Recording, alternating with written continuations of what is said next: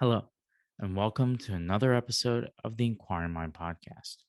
On today's show, my 50th, I'll be speaking with Jay Walder. Jay Walder was the CEO of Virgin Hyperloop One, CEO of Motivate, a bike sharing company, the Hong Kong Transit Company, MTR Corporation, and the chairman and CEO of the Metropolitan Transportation Authority, MTA, in the New York metropolitan area, which is the largest transit agency in the United States. On this podcast, we discuss the challenges of dealing with politicians in charge of the MTA, the pros and cons of congestion pricing, redefining essential workers during the pandemic, private versus public model of transportation, the incredible innovations in transportation, how to deal with failure, and much more. I really enjoyed this episode, and if you want to see more like it, hit the subscribe button below and subscribe on Spotify, Apple Podcasts, or wherever you listen to this podcast. So now, without further delay, here's my conversation with Jay Walder. Jay Walder, welcome to the Inquiring Mind podcast. And my pleasure. Nice to see you. It's a real pleasure to have you on the podcast. I usually start by asking the guests to introduce themselves, but I'm gonna maybe give a cliff notes of your resume, which is highly impressive, and I'm sure you're tired of repeating your resume to everyone. You were the managing director for the Transport for London, chairman and CEO of the MTA in New York City, CEO of MTR Corporation in Hong Kong, which is their transportation system, and then the CEO of Virgin Hyperloop. I'm hard pressed to find a more impressive resume. So as we got to chat a little bit before the podcast started, your story kind of starts in New York City, in Rockaway, correct? Yeah, I grew up in Far Rockaway. Yeah. Far Rockaway. So has New York City shaped your career and what you do today? Oh, oof, it's it's such a big part. I mean, people often ask me, why I got into transportation, and there's not an easy answer to that question. But one thing I always think about is literally riding the A train with my dad from Arvern, where I grew up, into Manhattan. And my dad we'd sit at that time. The trains had a half cab, so you could look out the front window of the train, and my dad would pick me up, and I'd pretend that I was driving that train, and we would think about the subway all the time. And part of what as I grew up, and part of what as I went through things, part of what I realized was the incredible importance that the transportation system has to great cities. I mean, to me, that's a large part of what motivated me, and New York being the formative place for me in doing it. And fortunately, I've had the opportunity to be in other places, as you just mentioned, like London and Hong Kong, and you see exactly the same thing. The world's greatest cities, you can't imagine them without the transportation network that's there, and that just defines so much of what I have done and continue to do. Yeah, when I was a kid, my grandma, who passed away, she used to say, I would love the train. I know a lot of kids love trains when they're on there. It's either I find that kids either hate them or they love them, but not everyone then decides to go, oh, I love trains, let me go work in transportation. They go other routes. Did something in particular kind of capture your imagination and say, you know what, I can make a career out of this?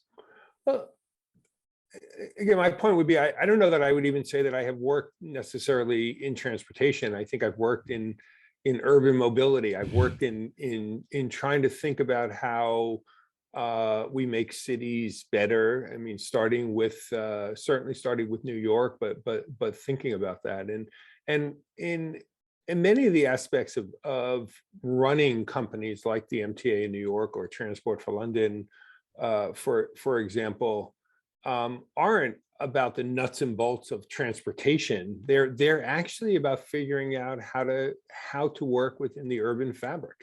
Some of the things that I've enjoyed most of my career, you might look at and say that's not, that's not just transportation. It's not moving the train or the buses or doing that, but it's fundamentally mattered to the way that we're able to do things.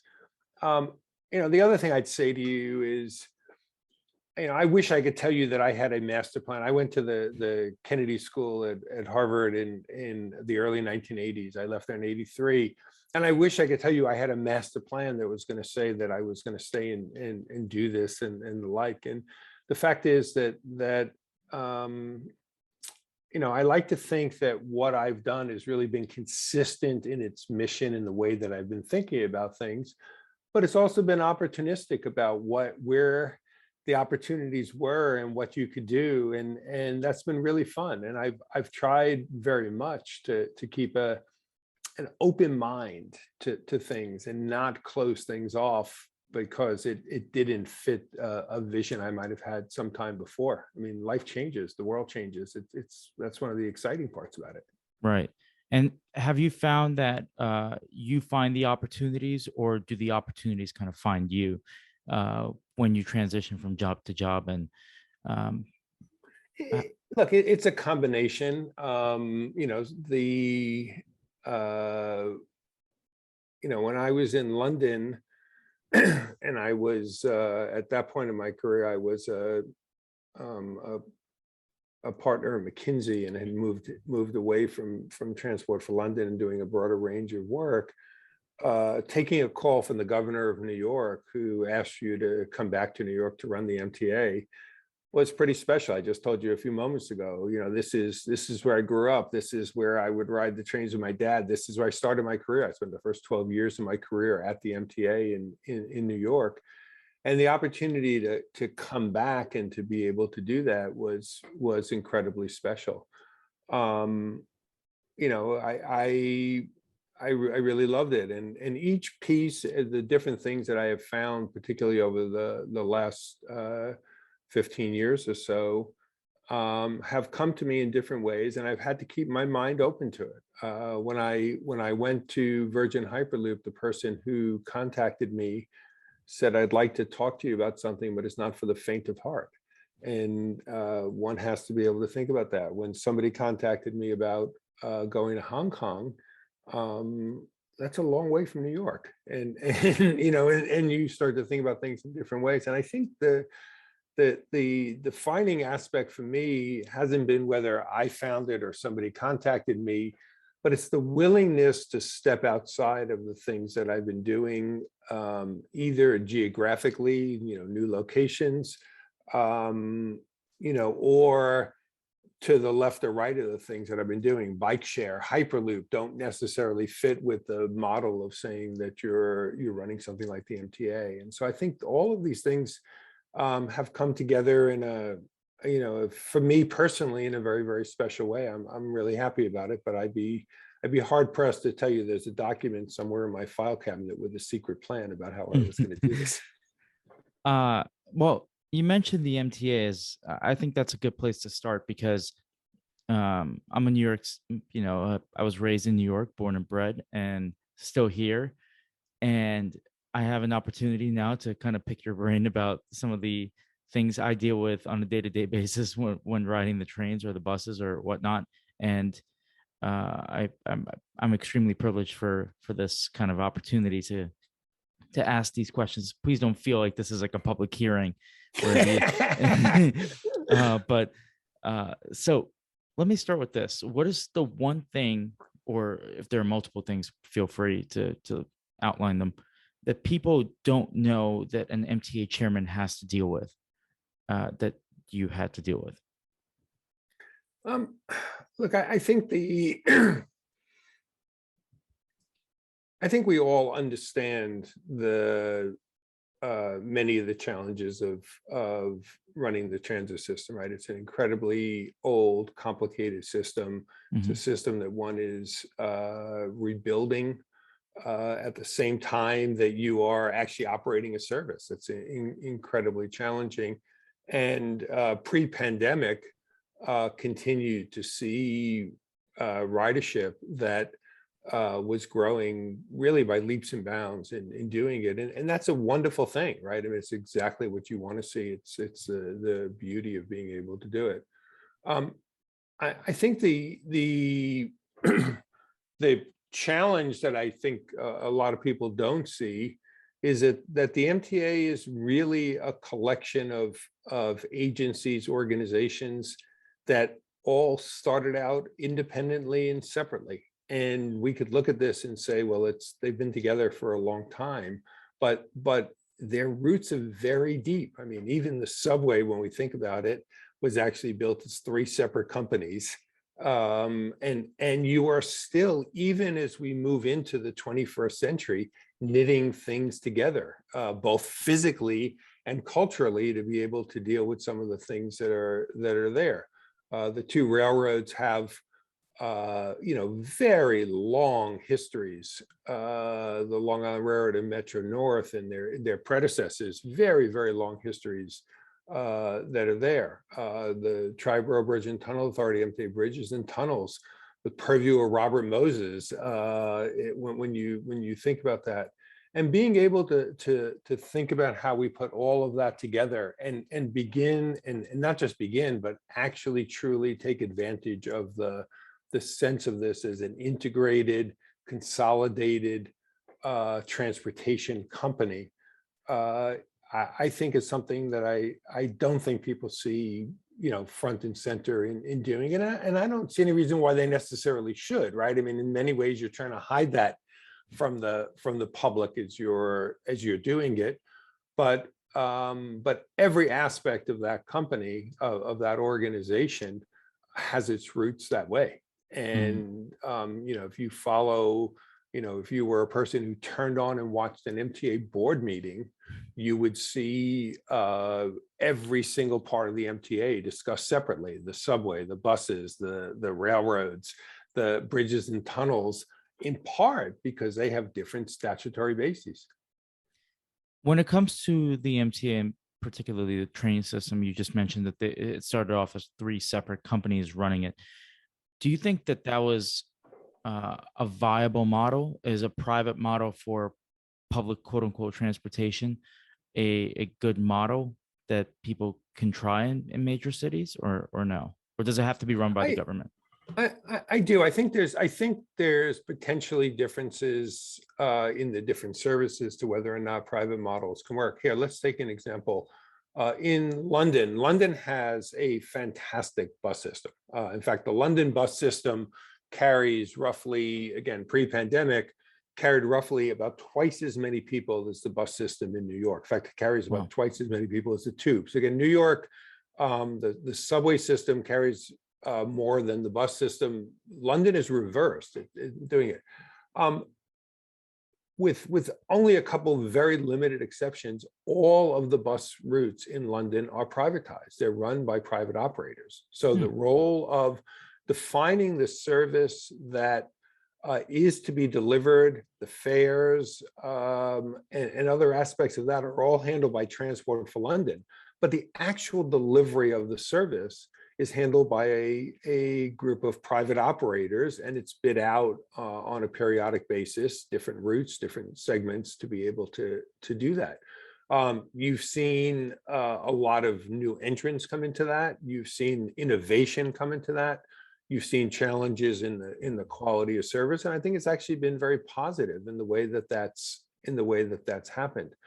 I think that's a little bit easier than imagining how you would deal with the railways, or the subway, as three separate pieces because of the integration aspects that are there. But again, it's not impossible. In the case of, to take another city, Beijing. Beijing has, over the past 2 decades, built one of the largest subway systems in the world, the Beijing Metro. And in doing that, 3 lines now were built and are operated by the MTR in Hong Kong.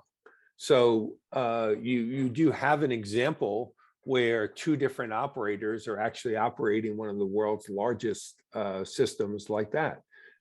If we take Paris, they're both public entities, but you have two different entities between RATP and SNCF who are operating parts of that transportation network underground in being able to do that. And so I don't think we should lock ourselves into models of saying public or private work. I think that it has to be done thoughtfully. One has to recognize that there are traps either way in what you're doing. But I do believe that both can work, and I do believe that there are opportunities for private companies to be able to manage, manage, control elements of our transportation system, and we shouldn't shy away from that. Mhm. Did you find that dealing with quote unquote politics when you were MTA chairman was one of the major challenges, or did you? Again, I don't know to the degree that you have to deal with politicians and the governor, mayor of New York, for example. Um, what did you find that challenging? Did you enjoy that challenge, or is it kind of, for lack of a better term, is it a pain in the ass? It's only a challenge from the moment you wake up until the moment you go to sleep. So other than that, it's fine. Uh-huh. Look, it is, you can't be dealing with a public service that is so important to so many people. And again, regardless of whether that service is provided by a private company or a public sector company, I would still call it a public service. You can't be doing something that is so important without believing that there are large elements of politics that are associated with it. But that goes both ways, and I'll tell you a little bit of a story about it if I can. About 20 years ago, I was being recruited to come to London to help set up and run Transport for London. There was a new mayor who'd been elected, Ken Livingston, and I was meeting with him. It was my last interview, and we had a very pleasant discussion. And somewhere in the last 5 to 10 minutes, he turned to me and he said, "Look, I want to tell you one thing." And he said, "I campaigned on doing congestion pricing in London, and I want to do it. This will happen in my first term. And so if you're going to come here, you should come here knowing that I want to do this."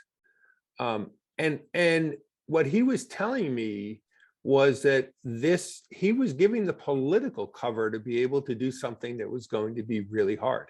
He wanted people around him who could deliver that program, and we ultimately did, and it was delivered in 2003. But he wanted people around him who could deliver the program, but he also wanted me to understand, perhaps, because I'm coming, in quotes, from across the pond, that this was real and mattered to him a lot. And I think that sense of politics and the way in which you are dealing with people there and having a clear focus and direction, it was a real eye-opener for me. And it made it possible to do things that I don't know that we would have got done any other way. That's interesting.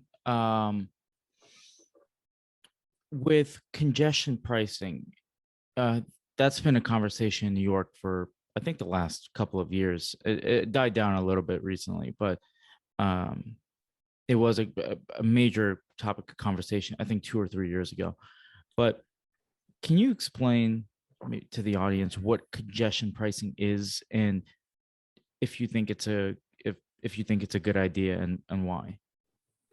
Sure. Well, first of all, let me be absolutely clear on the last point. I am usually supportive of congestion pricing. And there are many different ways that one might implement it. And I think that becomes some of the question.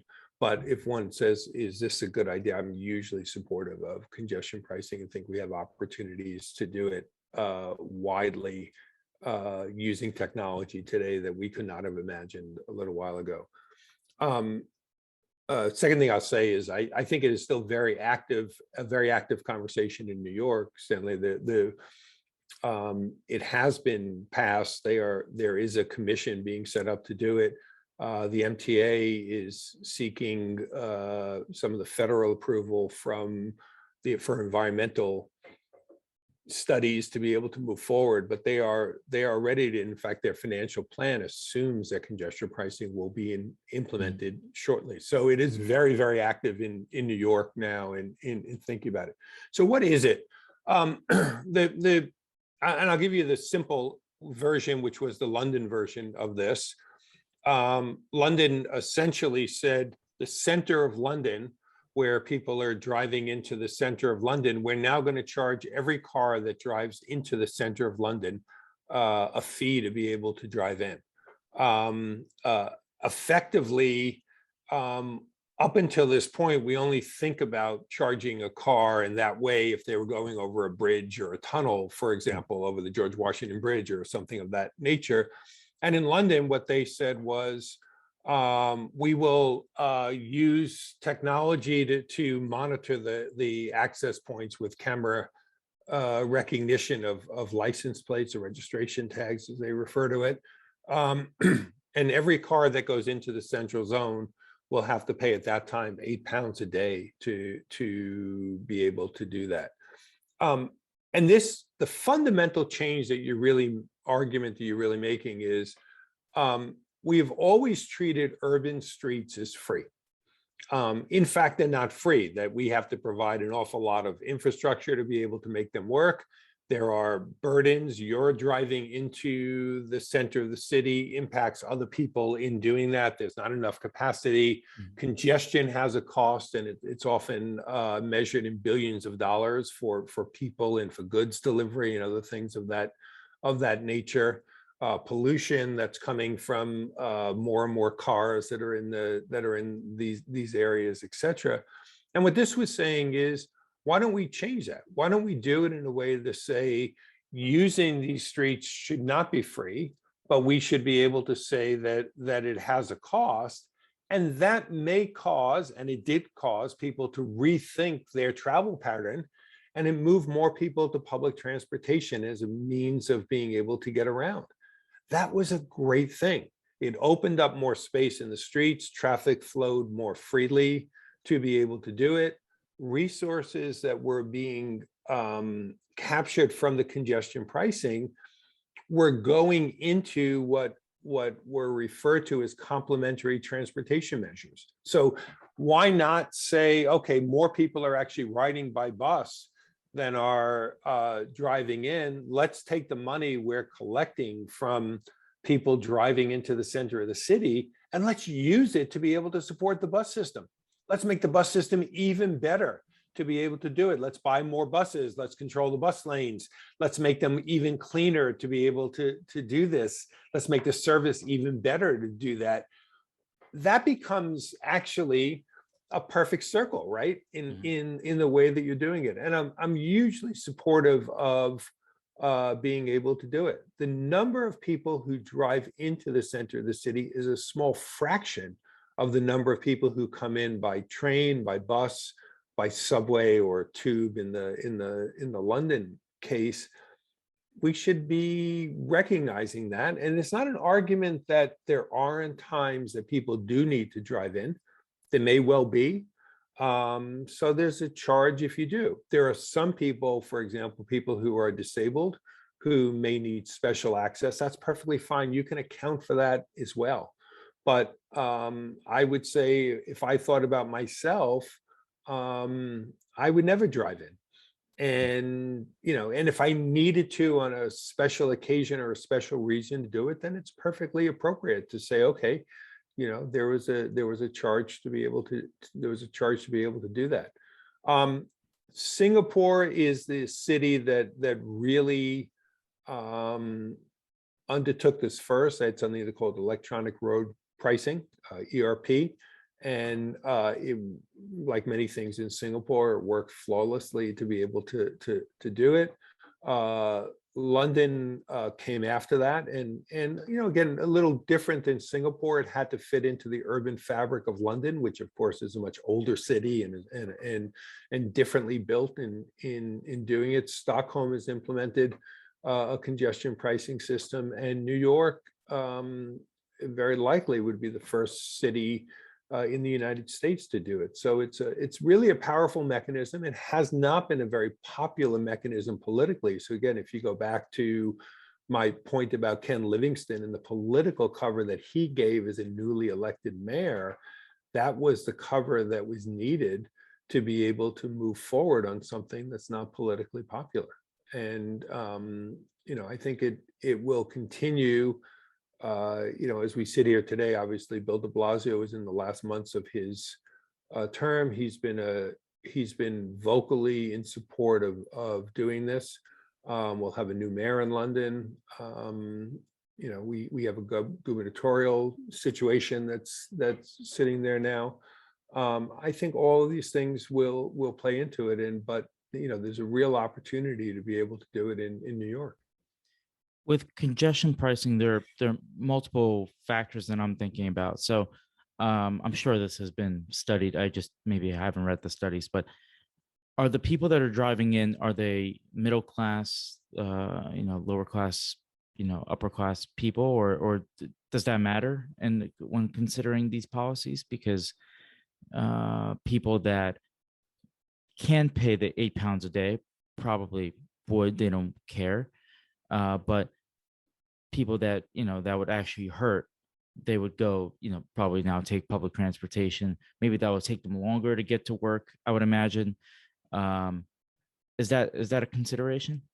So the vast majority of people who are of lower income are in fact using the public transportation system rather than driving in. Again, think about the costs you already incur to be able to drive in. You have to deal with parking, for example, which can be extreme in doing it, as well as the costs of actually operating your car and doing that. That's not to say that there aren't circumstances that one could point to and say somebody needs to drive in for a particular reason or things of that nature. So that those examples are certainly there, but across the board, the vast majority of people who are of lower incomes are actually using the public transportation system. And again, the fact that you're able to cross-subsidize the public transportation system by saying we're taking money from congestion pricing and putting it back into making that public transportation system better, rebuilding it, holding fares lower, doing things of that nature to be able to do it. Those are all positives in doing it. And I think that's one of the challenges of this type of system, is to remember that that's one of the things that's actually going on. You're making it better that way. Now, a two-part kind of question.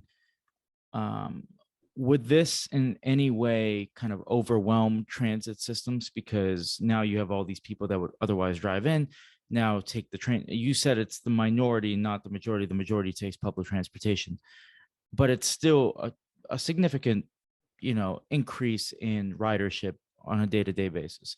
That's my first question. And the second question is, does it matter in the long run what kinds of cars drive into the city? So right now we have, for the most part, standard cars driving into the downtown areas. But if, for example, by 2040 or 2050, most cars are electric, does that in any way change congestion pricing? So on the first of your questions, again, London was actually very clever about the way that they did this. They began to make investments in the public transportation system, particularly the bus network, before congestion pricing took place, really anticipating exactly what you were talking about, to ensure that there was capacity, to ensure that if people move from driving to take the bus, that they had a positive experience in doing it and didn't have to feel that there wasn't room for them on the buses to be able to do it, or not room for somebody else on the buses to be able to do that. It is actually a relatively small percentage, but it could affect it in some ways. And I think it was, again, that was a big part of what London sought to do. And I would argue any city that's moving to do congestion pricing, that type of investment in advance is usually valuable. Don't wait for a problem to show up and then say, how do I fix it? How do you actually get in front of it? And I think Right. that, again, I think London did that incredibly well to do that. The second thing London did, I mean, and it goes again, this is a different era. We were doing it almost 20 years ago. So, electric cars weren't fully what we were talking about, but there were discounts for people who were driving with very low emission vehicles. And so that was Hybrids right. and the like, right? Yeah. Yeah, it may have even been before hybrids. I'm trying to remember, but yes, hybrids and the like.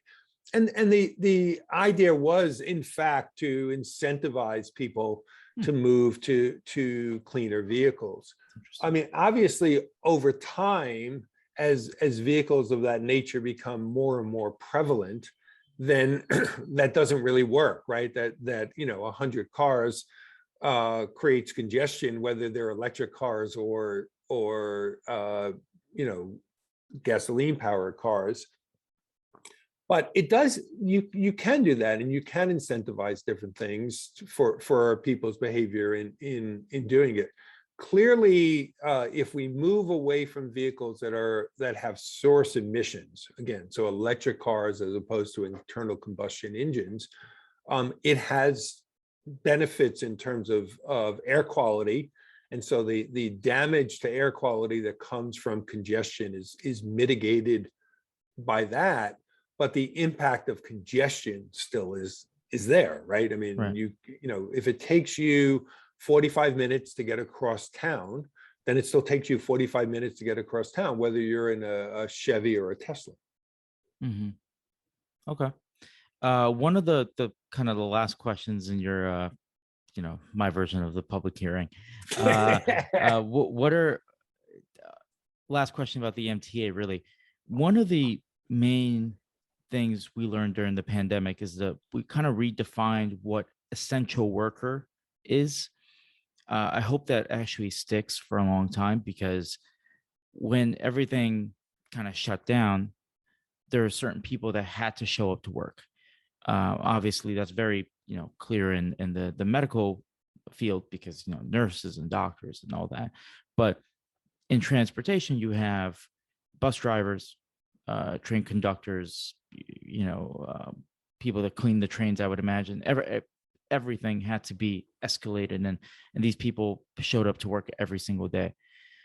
Um, I also noticed that over the course of the last few years, maybe it's just because I noticed it, but have been a lot of delays and kind of signal issues in the MTA. And I know it's an old system that probably needs to be updated. Um, the I think the question a lot of New Yorkers want to ask is, why does it take so damn long to fix these signal issues? Yeah. So let me go back to the first part of what you said. I Yeah. think first off, I think we all owe a debt of gratitude to essential workers Yeah. all over, and I would also say that the MTA certainly is in that category. I mean, I think that the sacrifices that people made, I think 150 plus, I don't know the exact number, but over 150 MTA workers actually lost their lives to COVID during the pandemic. The sense of responsibility that people had to continue to put out a service, notwithstanding the fact that there were risks that were clearly there that we were probably not even understanding at that time. Not even probably, we didn't understand at that time. We may not still fully understand it. All of those things I think are huge, and I think you saw that commitment from the top through every single person there, and I think you have to give an enormous amount of credit to the MTA workers as essential workers. I think a second point, by the way, is that I think we have to also recognize that, and it comes up in this, that the people who were doing this were still relying, people who were essential workers were still relying on this transportation system, right? It was relatively easy for the Wall Street banker to say, I'm not riding the subway and I'm doing everything on Zoom, but that didn't work for so many other people. And I think that was a really big deal. And I think one of the things that I think we have to keep in focus as we think about our transportation system is not just how do we get people back to Wall Street when people are, so to speak, when people are back in the office, but how do we provide an even better service that recognizes the diversity of the things that are being done across the city of New York and other major Yeah. cities, and in being able to do it. So I think there's a whole bunch there in what you're talking about that I just don't want to let pass by, because I feel very, very strongly about doing that. So then let me get to the last point of your public hearing, which is, or the last part of the grilling. You know, it's funny, when I became MTA chairman, I said, you know, I came back to New York. I obviously grew up there. I moved back from London, and I said I realized after a little while that there were 8 million people in the city of New York, all of whom thought they knew how to run the subway better than I did. And then, in fact, my wife was trailing a little bit because the kids were finishing school in London, and she came back to New York, and I realized that it was 8,000,001 that felt that way about doing it, right? Very true. And I think the fact of the matter is that it is hard for everybody to understand or to think about why it takes so damn long for any of these things to happen and be able to do it. And there are some arguments that maybe it shouldn't and doesn't need to do it. But part of the challenge that organizations like the MTA and every other major transit system, particularly older transit systems, are dealing with is the need to be able to continue to operate a heavily used public service and rebuild it at the same time. New York perhaps makes that even more difficult by running a 24-hour service. Other systems have what they refer to as engineering hours, closed down overnight, but we don't, and that makes it more difficult to be able to do it. I'd say the signal system, and you know, Andy Byford, when he was running New York City Transit, somebody I've known for years from you can go back to our days in London, you know, he was very articulate in his argument that said, you know, the single most important thing that the MTA needs to do now is to be able to modernize the signal system. And I think he's right about that. But it is difficult, and it is challenging, and it requires work to put in a completely new system than what's there before. I think what we fail to recognize when we think about the MTA or any other transit system, and I think it's part of the opportunity space, and hopefully we'll talk about this going forward, but what we fail to recognize is the complexity of what's there. That you know, if you think about driving through the, you know, I don't know, the Brooklyn Battery Tunnel, you basically see a relatively simple structure that you're driving through. It has some lights. It's a sealed tube. It has a you know, a pavement that's there, but you're not seeing a huge amount of complexity that's actually sitting there. If you walk the subway tunnel, you would see something wholly different than that. You would see thousands of miles of subway track. You would see distributed power in doing it. You would see signal systems connected by wires. You'd see emergency systems that are there. You'd see ventilation systems that are there. You see pumping systems that are there, all of which are contained there. And many of those things actually have to be managed and maintained on a regular basis with a great degree of precision. I mean, a train going over a track that's out of alignment could be disastrous, right? And it may only be out of alignment by a few inches, and could cause that. A signal system that doesn't pick up that a train is in front of the train you're riding on, and the two trains collide would be a disastrous situation that would take place. So these are very, very safety critical systems that are all throughout and need to be managed and maintained in doing it. And that level of complexity, I think, is part of what plagues the MTA. It's part of what plagues transit systems, and particularly, you know, the MTA, this New York City subway started in 1904. So now we are, you know, nearly 120 years later, And it's not surprising that there are still elements of this that go back to its original construction. And so all of this is still doing that. And then the last point I'd make about it is, um, in fact, all the things I mentioned are things you and other riders never see. Right? We don't think about it. We don't see it. It's all hidden away in the tunnel. We think about the station that we go into. We think about the train car that we get into. We think about those things. But most of it we don't really see unless we're looking carefully while we're standing in the station to be able to do it. We're not thinking about the fact that, along the 700 miles or so of subway track are all of these systems in every one of the places, and they all have to be dealt with in being able to do it. I'm a huge fan of upgrading the signal system, a huge fan of a belief. In fact, as chairman, I was trying to speed that process up, and frankly, I failed. I didn't get it done as fast as I think it should be done.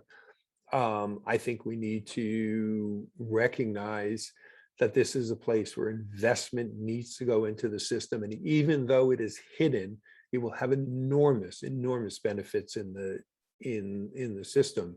There's many other things you can do that are much more visible to customers, and they're important too. I'm not taking anything away from that. But this hidden infrastructure, and particularly the signal system, is enormously valuable, and it will pay dividends, not just for years, but decades to come. We have to find a way to move forward. Not the MTA has already upgraded the number 7 line, the Flushing line, and the Mhm. Canarsie line, the L train, but those are standalone lines. You have to find a way to be able to do The F, the Q, the B, the yeah, D. Yeah. and they interact with each other and they Yeah. work with each other, and that's part of the challenge, but it has to be done. And we're going to have to bite the bullet and say whatever things have to be done to be able to make this happen. The money that has to be invested, Mhm. the willingness to accept some delays and disruptions while we're doing that, even some changes in the way some of the lines may work for some period of time, has to be acceptable, because it's the only way we're going to cross the bridge to make that change. Yeah. Maybe this is a bit of a silly proposition, but you know how cops have kind of ride alongs where people get to maybe experience what it's like to be a cop. I feel like you just pointed out most people don't know the intricate parts of the transit system in New York, and I'm sure in London and all these places it's the same. And the one thing that's universal in all these places, again, I'm sure, is the fact that people complain about the fact that it's not efficient enough, it's not good enough, et cetera, et cetera. So, isn't there some kind of way, maybe a public service campaign that people can maybe learn what goes into running the MTA? But I think that would be it's a good idea in many ways. I mean, unfortunately, um, you know, taking people to see some of this firsthand is difficult because of the safety aspects of it. Right. So, walking a subway tunnel Yeah. is not something that you do without safety preparation that takes place to do it. I have had the opportunity to take elected officials, business leaders, et cetera, through the transit system. And I would say exactly to your point, Stanley, it's an eye opener for people, right? It is an eye opener. You take somebody Mhm. who's been yelling at you about what's going on. It has and reflects the frustration that people feel. And again, I think you're articulating that. You take people who reflect that frustration, and then you bring them to see what's going, and they gain an understanding of that, and it becomes a real eye-opener in doing it. But it's very hard to find a way to do that across a large number of people. And then I think the second point, which again, you allude to, is in the end of the day, most people really don't want to know how this runs and don't want to know that there's excuses for why it's not running. They just want it to run the Just way they fix it. need it to run, because the fact is we rely on it. Right. And it's very, very hard to live your life if you don't have confidence in the way that system is going to run. modern transit systems, and again, the MTA is a long way from a modern transit system, but modern transit systems run to some different standards. So the Hong Kong transit system, for example, runs 99.5% on time. And it is literally an audited statistic. When I arrived there and they said it runs 99.5, and I asked, how do how do we measure that, and how do I have confidence that this is being done correctly? And they literally showed me the annual audit in which they are reviewing that. So 99.95. I mean, it's an incredible statistic, and they hold to it and they believe it. But yet, even with that, each delay that occurs, and there are some delays that occur, people get upset about, and understandably, Yeah. because they have been impacted, and because it has knock-on effects, whether it is I was late for work in doing it, whether I was late to pick up my child from daycare, Yeah. and what happens with that, or other things that are going on, and we can list a list as long as our arm of what it might be. These are real, Yeah. and that's why people get frustrated about it, because it is, and it's the the two sides of the coin. Just going back to the beginning of our conversation, you asked me why I wanted to do this. It's two sides of the same coin. The fact that this matters so much to people is what excited me about doing this. This is not something that's sitting on the side. It's impacting people's day-to-day life in doing it. But at the same time, I think you have to recognize this is impacting people's day-to-day life. And when it does not go well, it matters.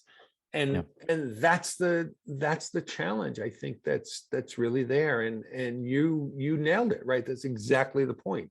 Is what you're putting your finger Um, I want to pivot a little bit to, now we've discussed, I think, most of your career. And now I want to touch on the future of transportation. You are the CEO of Virgin Hyperloop, and which is one of the coolest projects, I think. I mean, if you just watch some videos on YouTube or Google it, it's really, really cool. Um, can you, again, for the few people that don't know what it is, can you explain what the Virgin Hyperloop is, and then how that is changing the future of transportation, in your opinion? Sure. So thanks on the Hyperloop. I love Hyperloop, and I think it's let me say, just as a starter to this conversation, that I think one of the things we have to recognize is that all of our transportation systems have their roots in 19th century technology, whether it's trains, planes, automobiles. We're all talking about 19th century technology. And what we've done over the course of the last 100+ years is make incremental change to that. We've improved it. They've gotten bigger, they've gotten better, we've gotten faster, et cetera, in being able to do it. But the fact of the matter is that it's still 19th century technology that we're really talking about. The idea of Hyperloop is really to say, what if we started with a clean sheet of paper? What if we started with something in which we could reimagine the way that mass transportation works, and achieve different objectives in doing it? So, for example, one of the objectives that we had was to be able to move at up to 600 miles an hour. So you would basically say, we can have a system in which we are using a ground system, but doing it at airline speeds. A second objective was to be environmentally friendly, and to ensure that, excuse me, that there were not source emissions that were taking place, and indeed, actually to believe that you could even run this system on solar power, so you were disconnected or neutral to the grid in being able to do it. And so how does all this come together? It comes together by saying that you will be harnessing magnetic levitation as a means of being able to move vehicles along. Again, a system that exists in different parts of the world already, so it's not impossible to do it. They will use battery power to be able to do this, so there are no source emissions. So effectively, the way we think about an electric vehicle in a car, we could be charging up a Hyperloop pod to be able to do it. That it would be operating in a vacuum tube. And this is key because if you think about one of the big constraints to going fast, one of the big constraints to going fast is air pressure. Now, airlines, of course, or airplanes get around this because they're operating at 30,000 feet. But if you think about a train, for example, and if you think about a train, particularly going through a tunnel, but even open air, one of the things that it's doing is it's building up air pressure in front of it. And we need bigger and bigger engines to be able to get past that air pressure at the speed that we're doing it. If we take out the air pressure, then we're effectively operating the same way that a plane is operating in being able to do it. We need propulsion to be able to start to move faster, but then it actually glides along after that in doing it. Oh. So imagine a pod. They were 30 people or so in a pod, propelled by batteries in a vacuum tube that's actually running, floating on a bed of air. So this is as smooth. I would say you can hold a cup of coffee at 600 miles an hour. And then the last element of this is, and it actually goes to your question a moment ago, rather than think about signal systems the way we've thought about them before, let's use machine intelligence to be able to control this so that we can control it in a way that is truly modern in being able to do this.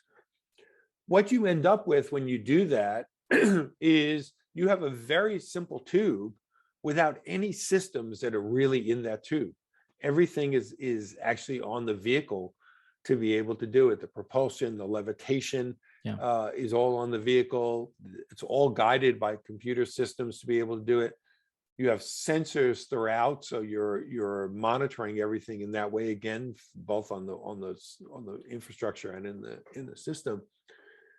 And then it's able to operate from city center to city center. So the idea that you have to figure out how you get to Kennedy Airport or Heathrow Airport, and then what do you do on the other side, is removed. And you could go between cities at incredible speed and actually arrive in a place where you're, very, very near to where you want to be. And one of the things I'll tell you, I gave a talk a year and a half ago, before the pandemic, in India, in Mumbai. And I was speaking about this, and we had a project that we were working on from connecting two cities in India, Mumbai, which is a city of about 20 million people, and Pune, which is a city of about 8 million people. Yeah, pardon me. This is the TED Talk, correct? Yes. Yeah. Okay. Yes. Go ahead. And people came up to me after, and I spoke about this and said how it would take a 4-hour trip and turn it into a 30-minute trip, less than 30 minutes, actually, to be able to do it. And what was striking to me was the number of people who came up to me and said, this would change my life.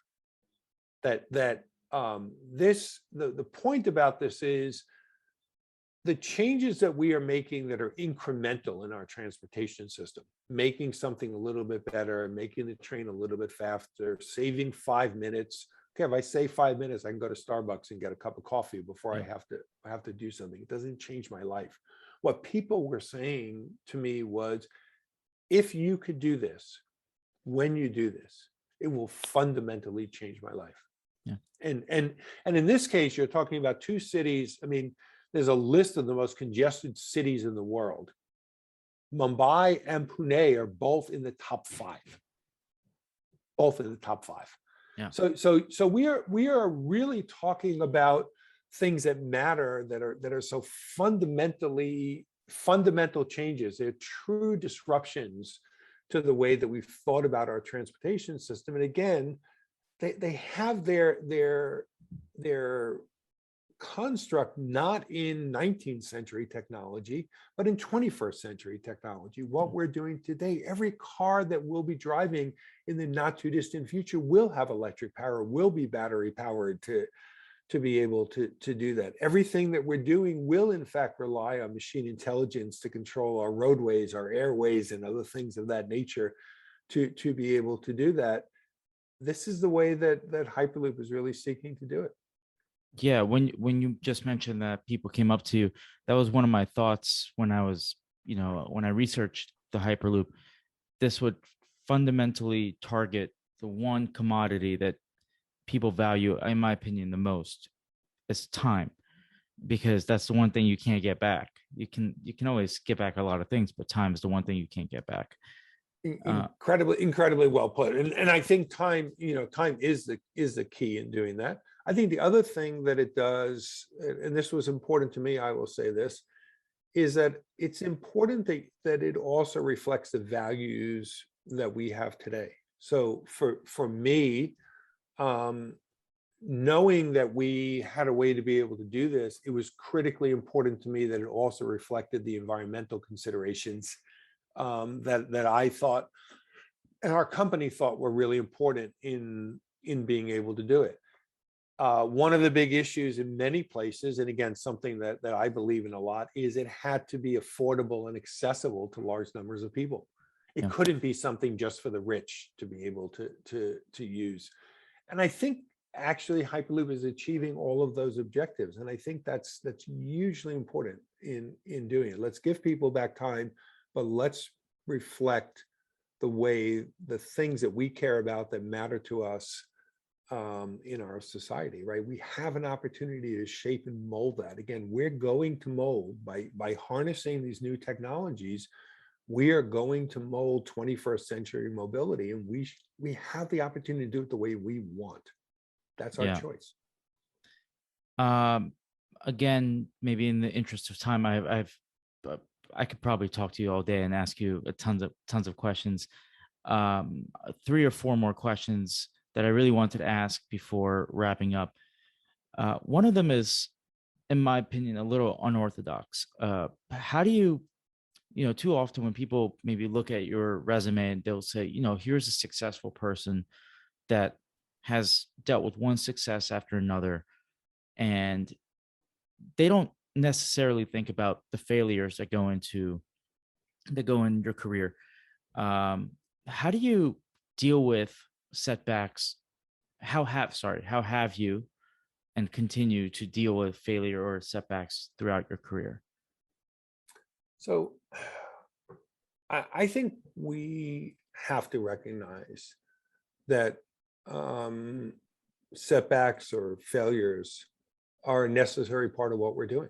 Right. The fact is that there's a phrase in the tech industry which is fail fast.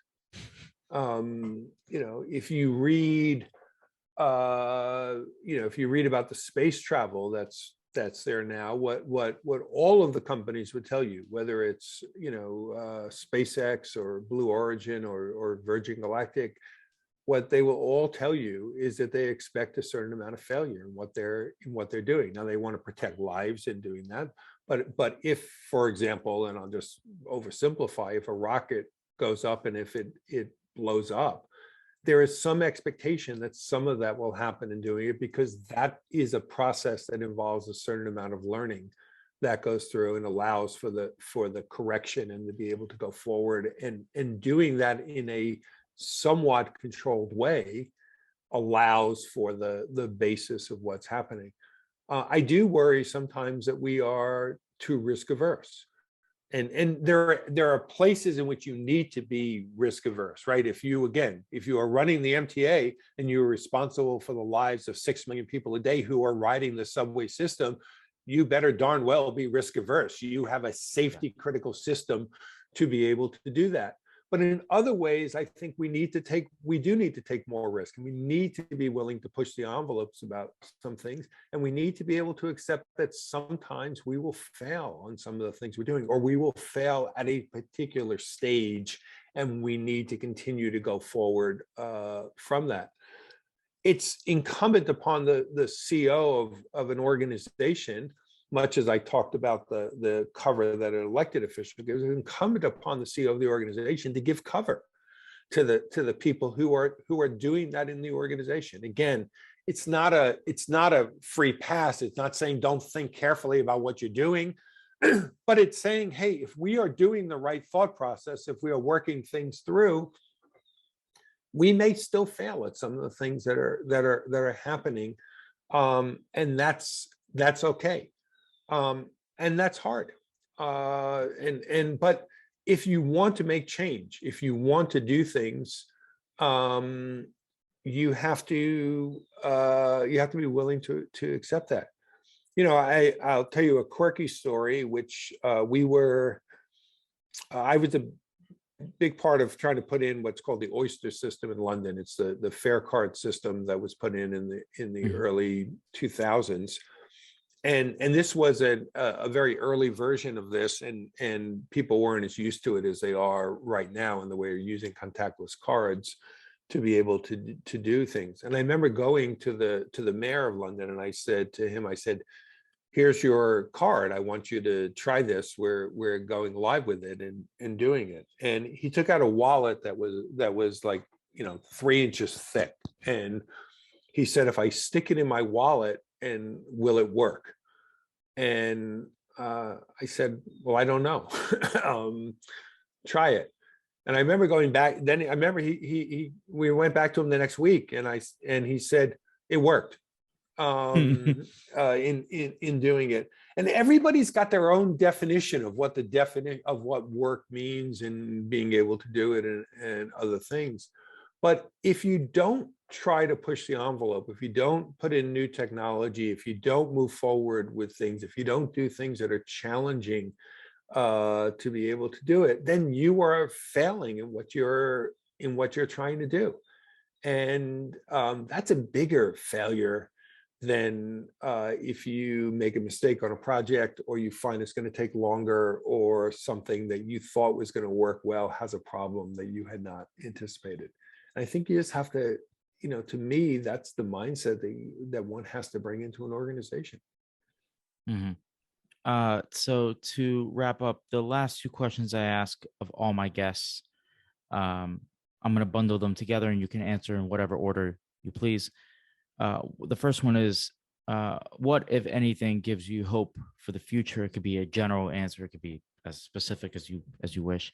And the second question is the one that's fairly difficult for a lot of people. What are 5 books, fiction or nonfiction, that you would recommend to people?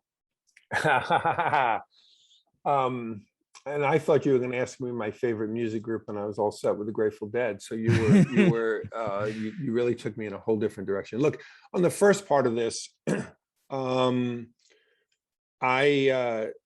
I'm actually very hopeful about what's happening. I think this year and a half now with the pandemic has been a horrible situation, and we've learned a lot. It's still going on, obviously, and it probably has, quite a number of twists and turns that are in the road.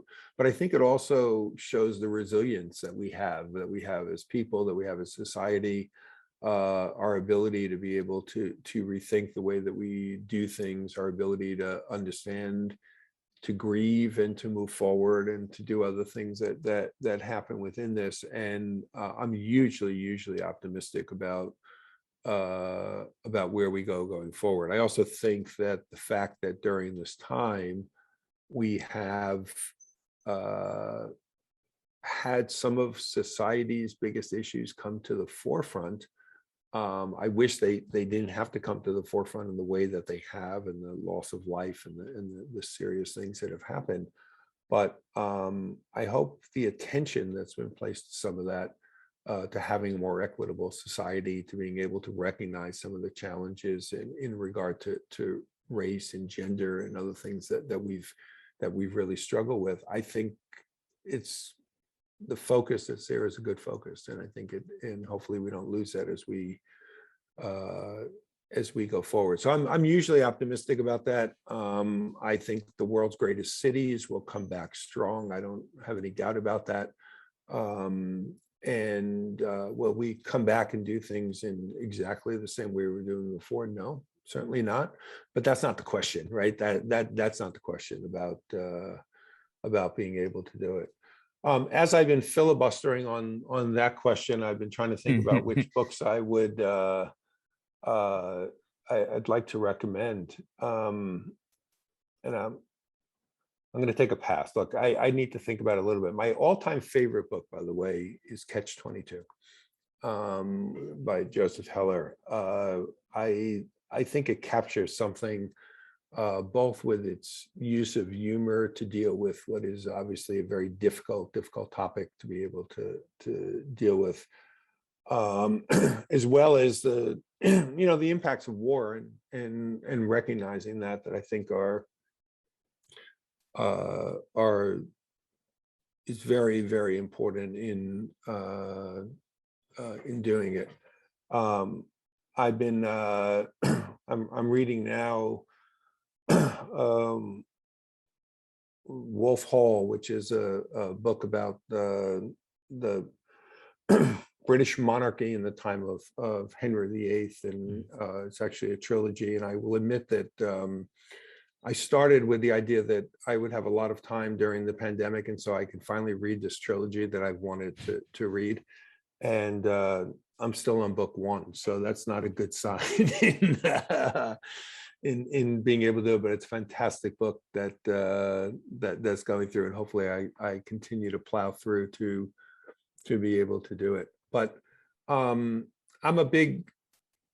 love fiction probably more than anything else, and I think part of that for me just comes to the fact that I have jobs that are so encompassing in the way that I'm doing them, and so reading is an outlet for me. It's a bit of a relief, and opening up a good book and sitting down and is a sort of special time to be able to do it. And so anyway, that's where my head's at about those. Great. I really wanted to thank you for taking the time to speak with me, and for doing such good work throughout your career. Well, thank you. It's been a pleasure, even if I do feel like I'm on the podium for a public hearing again. But it was fun, and let's talk again soon. Yep. Thank you.